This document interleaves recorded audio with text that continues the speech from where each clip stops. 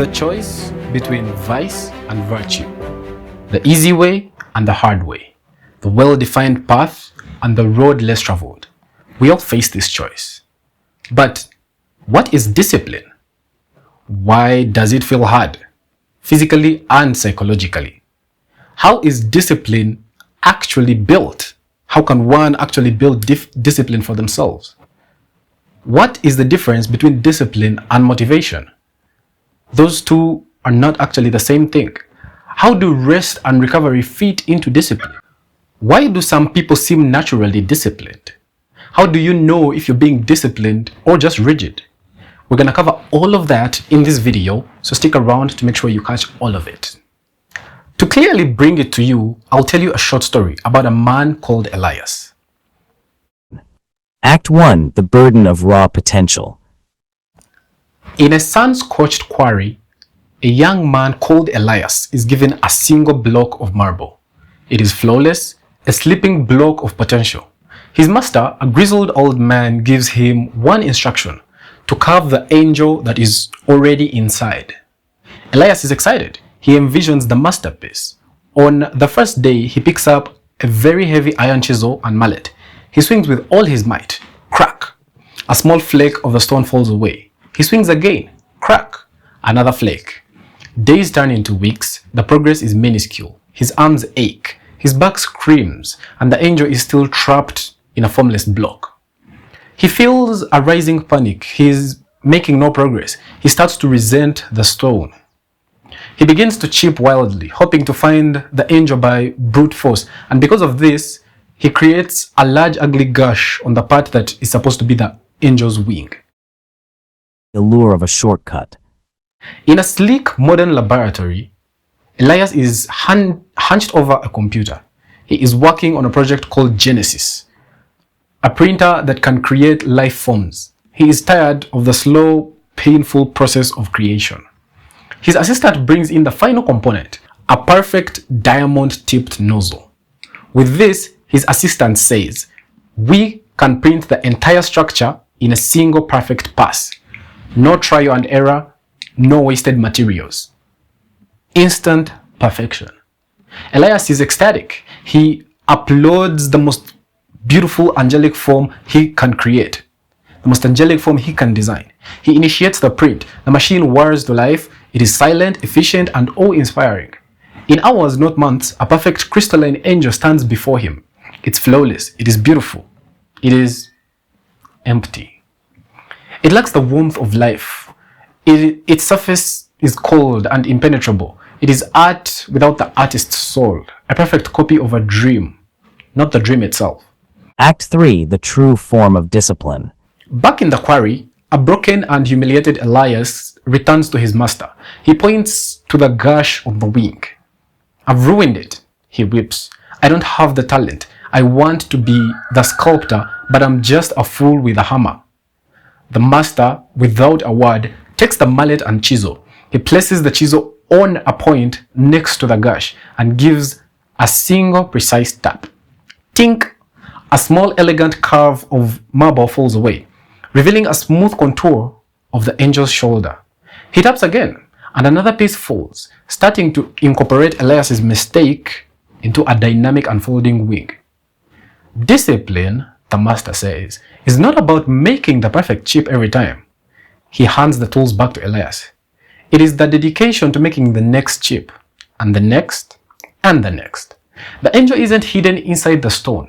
The angel is carved out of the accumulated weight of 10,000 chips. The mistake isn't the flaw. It is the evidence of your struggle.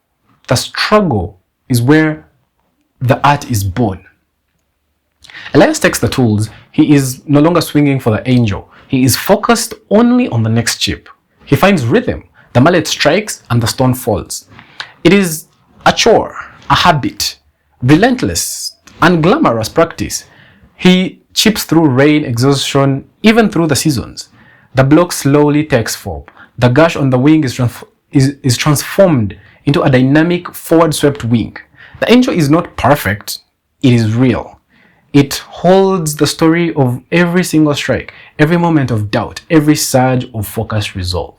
So when you put these two angels side by side, the quarry version is a masterpiece of human endeavor, weathered, detailed, and insightful perfection. It is breathtakingly alive. Elias, now an old man himself, runs his hands over the marble. Perfection is a thing you wait for, he says, but mastery is a thing you build, one chip at a time. So you may wonder, what is the central metaphor here? Well, the stone represents our goals, our dreams. They are raw, heavy, and daunting. The chisel represents our daily actions, each decision, each task, each chip. The strike is the moment of action, the only point where change actually happens. So, the illusion of the shortcut represents the modern obsession with hacks. We think discipline is the painful means to a perfect end. So we try to skip the pain. The lab angel is a symbol of the passive success, waiting for the perfect moment, which is such a hollow idea. Elias's shift in the mindset is the core of the story. It shows us that discipline isn't, I want the angel. It is, I want the next strike. This is the concept of the process versus the outcome. Outcome, the angel, is too big and demotivating. But the process, the next chip, it is small, it is controllable, and it is sustainable. The flow becoming the masterpiece is a potential visual for the power of momentum. Once you have momentum of daily action, you can start to pivot and improvise. You can't improve a blank page. You can't improve an empty gym. You can't improve on an untouched block of marble, right? You can only improve what you've already done. Action creates the material for intelligence to actually act on. The moral of the story is that discipline is not about perfection. It is about the relentless and glamorous act of showing up to do the work, one chip at a time, and trusting that the accumulated weight of those actions will reveal a masterpiece that you couldn't have designed at the start. It's about falling in love with the repetition, not just the reward. That's the story of Elias. Now, let's get into more practical stuff. And if you've learned something from the video thus far, subscribe to Growthplace for more knowledge, for better living. And don't forget to check out Growthplace Premium. The link is in the description. Let's get into more practical stuff here. Discipline is pivotal stuff. It is the stuff that the door to the good life hangs on. Aristotle described virtue as a kind of craft, something to pursue, just as one pursues the mastery of any profession or skill. We become builders by building. We become harpists by playing the harp. Similarly, then we become just by doing just actions. We become temperate by doing temperate actions. We become brave by doing brave actions. Discipline gives traits that are pleasant and desirable to their owner and makes him perform acts which he can be proud of and with which he will be pleased. Would you have a great empire, rule over yourself? Publilius Cyrus. We live in a time that provides endless distractions and indulgences. These endless distractions and indulgences were actually not possible for our ancestors. And it is for this very reason that discipline is key for us. Will we choose the challenge of learning or the bliss of ignorance? Will we cultivate good habits or bad ones? Will we forgive or hold resentment? We have to realize that freedom is actually only ever the opportunity for self-discipline.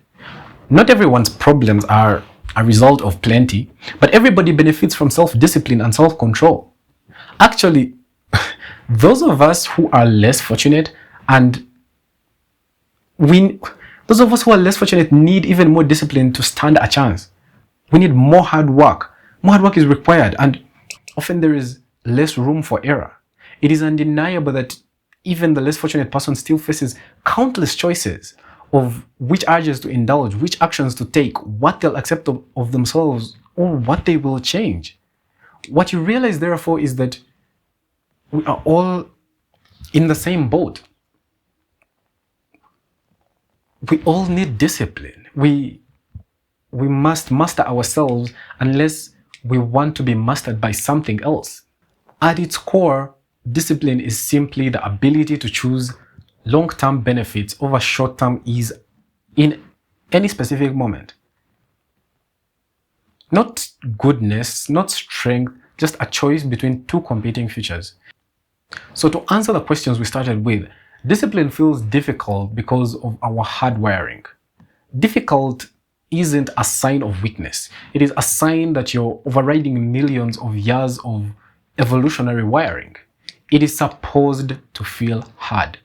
Discipline is actually built not through sudden willpower, but through habit stacking and friction reduction. You design your environment so that the right choice is easier than the wrong choice.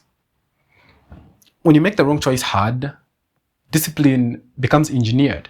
You don't have to summon it every single time. Motivation is an emotional state. It fluctuates. Discipline is a pre-made decision. You don't negotiate.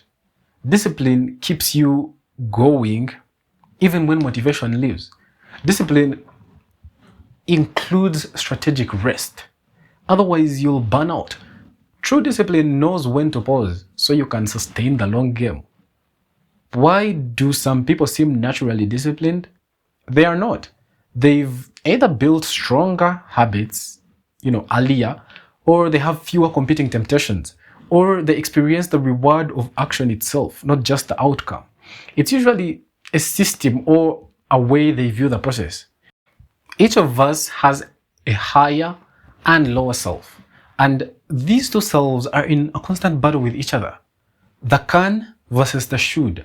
What can we get away with, and what is best? The side that can focus, the side that is easily distracted, the side that strives and the side that reaches, the side that stoops and compromises versus the side that seeks balance and the side that avoids chaos and excess. What will we choose? Which side will win?